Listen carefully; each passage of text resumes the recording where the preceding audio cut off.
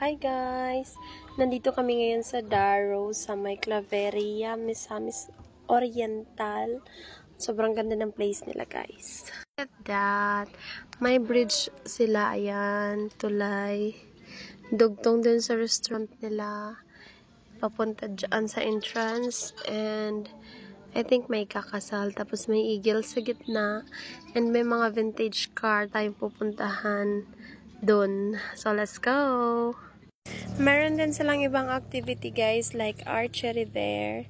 Meron silang mga pana-pana daan. Ayan. And then, may mga iba pang activities like aakit ka sa pisi or sa roof. Meron silang mini resto or cafe. So, let's check it out. Ayan, isang vintage car. Ganyan siya guys, yung view sa entrance. Ayan yung parking. Sobrang laki ng parking nila. Ayan. And then ito yung entrance pub. Oh no. So ayan na nga ang mga bata guys. Hi, hello! Hello po! Ayan guys, yan yung view dito sa loob. And sobrang daming vintage car doon. Ayan, naka-display. At umakit na nga yung bida-bida kong Diyosawa guys. Ayan. Pumunta siya dyan sa bridge na yan. Yan yung eagle na nasa gitna. And nandito ako sa ilalim ng umbrella na malaki. Meron silang restaurant guys. And meron din silang cafe. Which is there. Meron silang comfort room. And pwede din palang photoshoot dito guys. Ayan yung mga vintage car. Yan yung pinuntahan namin talaga dito guys. Para makakita ng vintage car. Ang kaganda. Ang ganda talaga ng view dito guys. Sobrang lamig. Ano siyang Baguio. Tapos sobrang foggy niya ngayon. And this is it guys. Sobrang ganda. Parang mga laruan. Mercedes. Restricted. And sobrang may kasalata dito guys. Mag-gate crush kami. Charot lang, charot lang. Ayan. May wedding sa loob. May tower bell din dyan. And wow, look at this. Nakasabit na vintage car guys. Sobrang cute. And sobrang kaganda talaga ng mga vintage car na yun.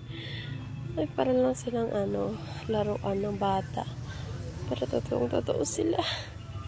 And may gas pa, may gasoline station pa talaga. Tignan nga natin. Meron silang mga something dun guys, pero bawal ang children doon.